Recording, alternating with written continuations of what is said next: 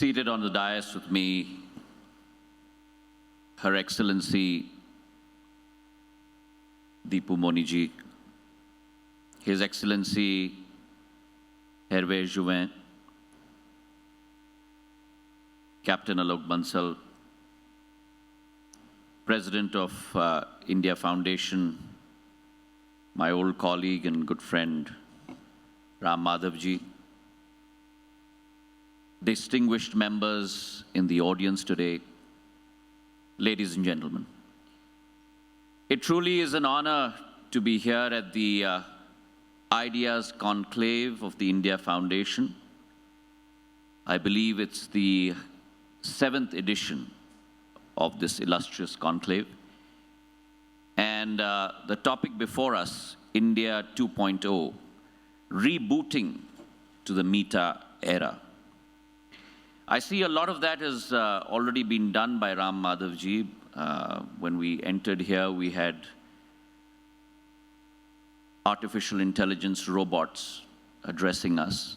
I do hope that in his 17th edition, we are still as relevant and will be called here and not replaced by such in the future. We have the honor today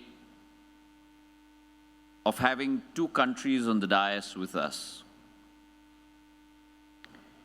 both of who have had very long-standing historical and cultural relations with India. They have been friends of India.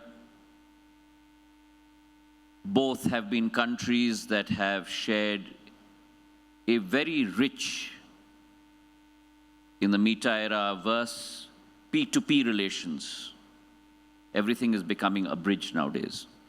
People-to-people relations with India. And it truly is my honor to welcome both these luminaries in Bangalore at this conference. I think it's important in order to be able to understand the path that India must aspire to. Coming towards from her 75th year to her 100th year, from her Amrit Kal, from her Shatabdi Kal, Amrit Kal to her Shatabdi Kal. I think it's important to understand a perspective of history. And if you look back in history, for all the countries that have emerged from a very long-drawn colonial past, I do believe, honestly, that there's hardly any like India. A country of 130 crore people, 1.3 billion people, with such diverse linguistic backgrounds, cultural backgrounds, all who have come together and put in place very strong democratic foundations, upholding them in the worst scenarios in the global order. From the fall of the Soviet, Russian, earlier avatar, to the Great Depression, always upheld the economic and democratic order. And along with that, always safeguarded her territorial integrity. But safeguarded her territorial integrity never in the form of an aggressor. And that speaks to India's history, not only post-1947. That speaks to India's history over the last 5,000 years. She has never been an aggressor. She has always been an assimilator. And with that background in mind, she has also defied the proposition that democratic countries, a long equated equation that democracy has always been accompanied by low levels of development and high levels of inequality and disunity. In fact, I would go so far to say that if democracy today is prospering around the world, some level of that credit also comes to India. And along with that proposition, the very fact that the common terminology of Asia-Pacific today has changed and veered to more an Indo-Pacific terminology that talks about India's rise. It's a testament to her rise. And along with that, the way that we have guided the world during a pandemic, the measures that we've put in place, the scientific vaccines that we have produced, a country that used to import vaccines in her history, today has become an exporter of vaccines. And along with that policy, the fact that India will now become a flag bearer of democracy, of growth, and of peace to the world. But in order to understand the path of this transformation, this transformative process, I think it is also important to look at a very unromanticized view of India. Look at the last 8 years in terms of our path. And let's look at the numbers. FY 10 to 14, 2010 to 2014, India grew at a CAGR of approximately 4.6%. FY 2015 to 19, the same compounded annual growth rate was 6.3%, a difference of almost 170 basis points on a compounded basis. It has the ability to change and transform lives. In 2014, we were the 10th largest economy in the world. In the period of the last 8 years, we have grown at a cumulative level of almost 40%. That's taking into account even the COVID years. This year, we are forecasted to grow at almost about 8%. And by 2027, we will become the 4th largest economy in the world. Now that is as far as the numbers go. India by 2047, I believe, will move very fast along from being a low middle income country to being a high middle income country. And that's the transformation that leadership brings to the table. That's the transformation that leadership has brought to the table over the last 8 years. While the old era talked about India, an India that was governed only to provide and only to control, you now have an India that is governed to enable. To be able to enable the flowering of talent, the flowering of entrepreneurship, the flowering of ideas, to allow this transformation of India to happen. And this is the leap that India has taken under the Prime Minister's leadership. The very fact that our socialistic straitjacket has now come off, myopic ideas and policies that were toned much more towards sustenance, rather than building the needs for the India of the future, have now been replaced with an Atmanirbhar Bharat for the Amrit Kal of India that will enable and make sure that every citizen has their role to play in building the nation towards a new goal. And I believe that that development will be visible, that development will be scalable. But it's important to be able to understand what the foundations of that development model will be. And I believe that there will be 8 pillars to that foundational model. The first pillar, on a micro basis, has to do with the saturation of schemes. It's very important, I believe, in any country to be able to empower our human resources to be able to achieve their full potential. And therefore, the thrust in the last 8 years has been on those areas of empowerment of our human resources, on education, on health, on power, on drinking water, on infrastructure. And if we look at the last 3 years alone, the last 36 years alone, this was an astounding statistic that through the direct benefit transfer scheme, close to about $200 billion have been transferred directly into the accounts of 950 million people in our country. The loopholes and the leaks have been plugged. Now, what does that mean? $200 billion sounds like a large amount of money with 950 million people. But look at the amount that has reached every single person in our country. $86 per person per year, transferred directly into their accounts.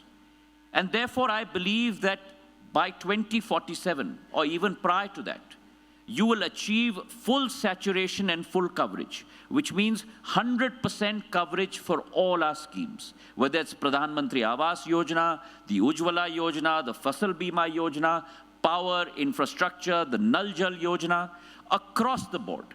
And what will that lead to? That will lead to a huge leap, a transformative leap in terms of our per capita income.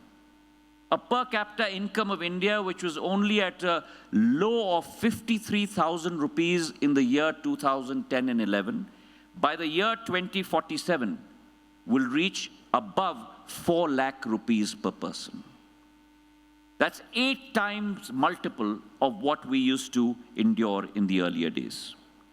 Along with that, I believe that the second most important pillar on a macro scale is to transform India into an infrastructure powerhouse. World-class infrastructure is the call of the hour for any developed nation. And if we look at our main problem, our main challenge today, the main challenge is the fact that logistics today, as a cost of manufacturing, is close to about 14% of GDP. That's the barrier that we need to break. That's the bottleneck that needs to be overcome.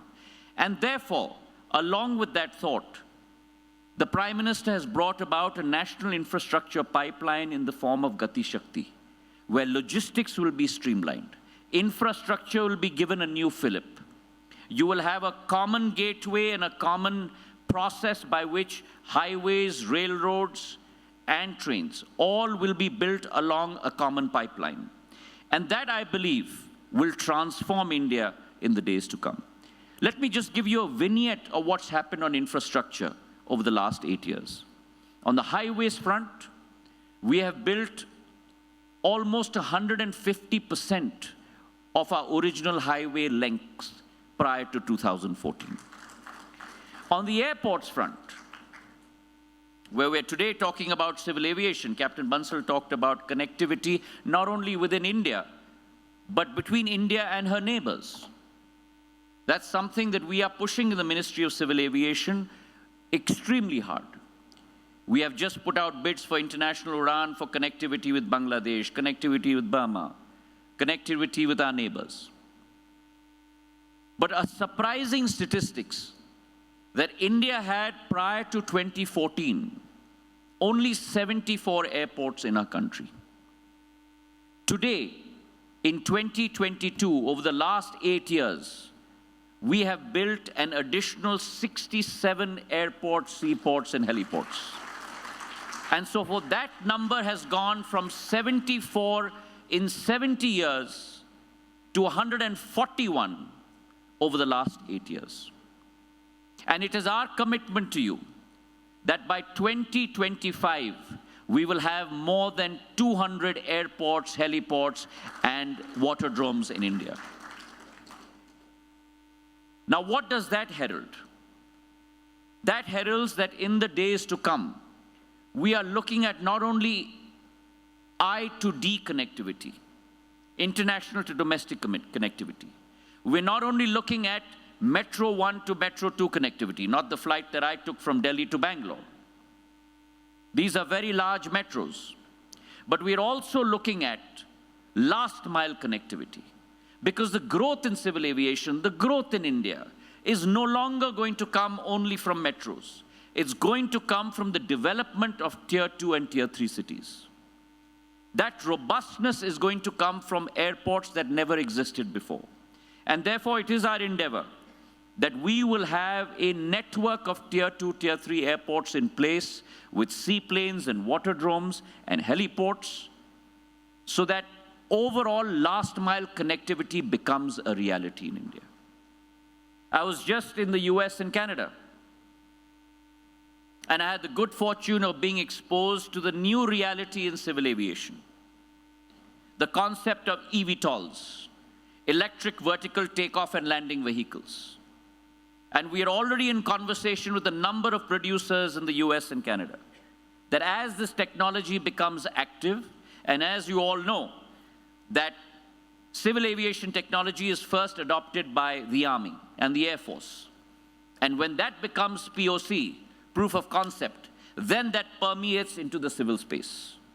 So today there are trials happening with the US Air Force and the Canadian Air Force with eVTOLs.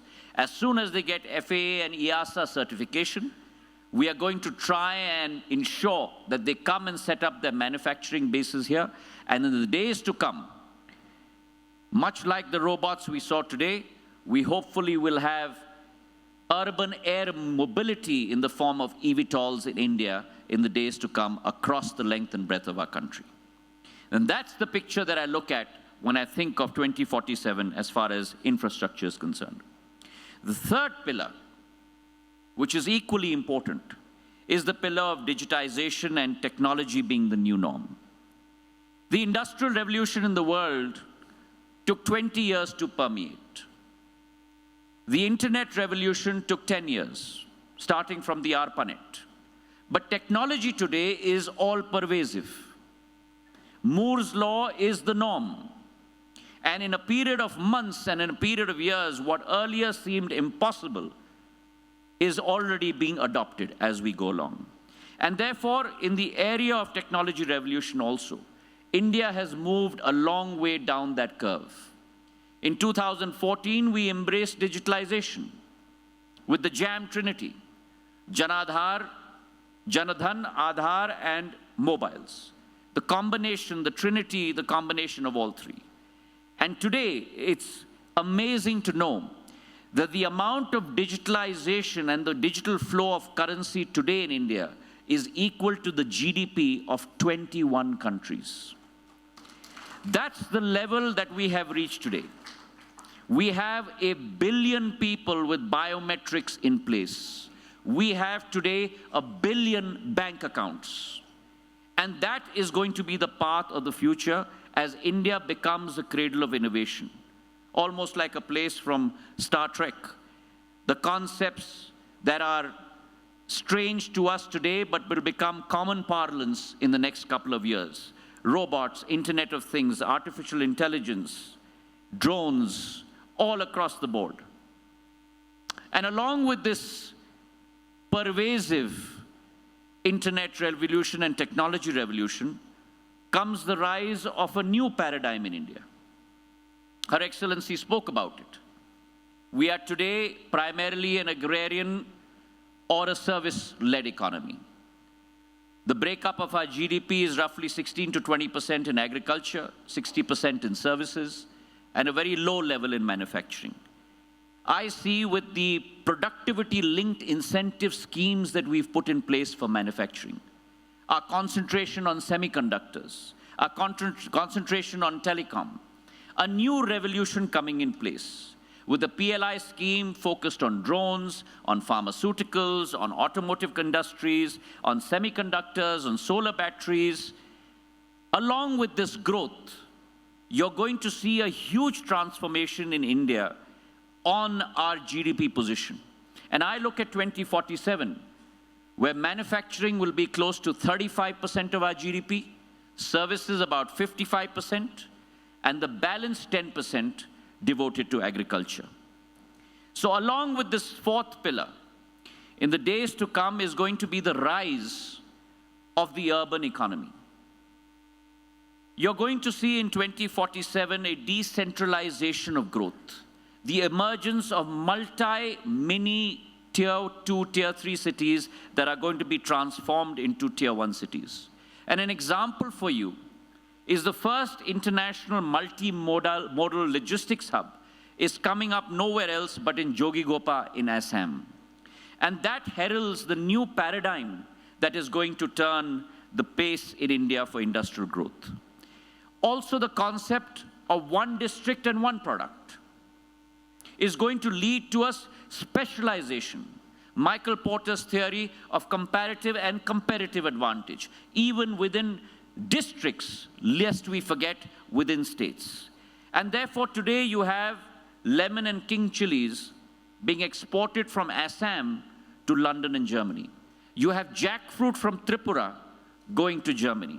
And you're going to see much more of that as the Northeast moves out from its original era of darkness into one of development and growth as the days go on. So I really see India emerging as an economy with multiple poles. And by multiple poles, I'm talking about numbers in the 40s to 50s to 100s. Fragmented and decentralized mini economies powered and connected digitally with international markets. As 60% of our urban population, we will see an unbelievable rise in smaller and more powerful cities. Her Excellency talked about the sixth pillar that I was going to mention, that of our demographic dividend. China doesn't have the demographic dividend that we possess. China is an aging economy. We are still a young economy, with 70% of our youth being below the age of 35.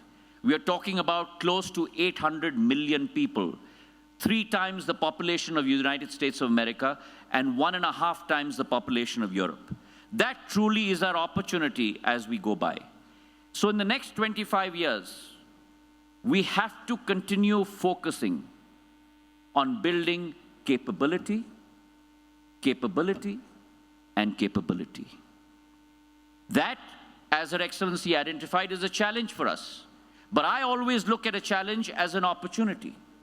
And if we build that capability, capability, and capability, the time is not far when 25% of the global workforce will be Indian.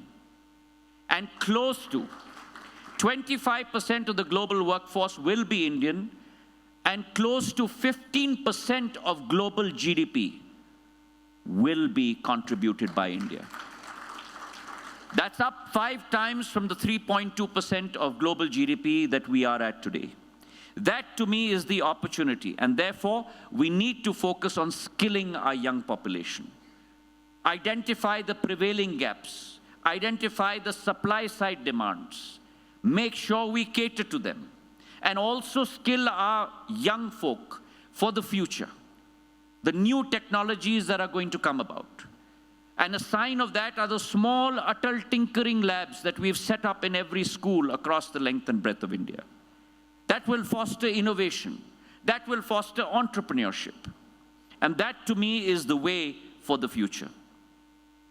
The 7th pillar, which I believe is important, is diplomacy and diaspora. Our 25 million diaspora spread across 136 countries across the world surely are a vehicle of our soft power. But they are no longer a vehicle of only our soft power. They have now become a vehicle of our economic power. They have now become a vehicle of our intellectual power. And that is what we need to harness in the days to come. We have a unique culture, which we have exported across the world. Buddhism is an example of that. But along with that, I think the Prime Minister in his outreach has formed a setu, a bridge between, on the one hand, India and her diaspora, 25 million of them, and on the other hand, India, her diaspora, and the rest of the world. And all the events that he has hosted, from Madison Square Gardens to events across the world, has really brought to the fore and brought to the notice of the world and brought to the notice of world leaders the true power of being an Indian. And I firmly believe that in the days to come, what was considered originally our brain drain will today become our brain gain. And much like what China went through in the seminal role of the 1990s, where China's economic prowess was powered by investment of Chinese people living outside China, overseas Chinese. I think much of the same will happen with India in the years to come. And therefore, our Pravasi Bharatiyas are our true wealth in every sense of the word. And I hope more of them rise to greater international acclaim in the days to come. The final pillar, ladies and gentlemen, is our global standing. And that brings me to a critical defining aspect, and that is the geopolitical climate, which is now incrementally favorable to India, thanks to our more than robust current foreign policy. And the recognition in the last 2 years that India has emerged as the pharmacy of the world. India has emerged as the growth engine of the world.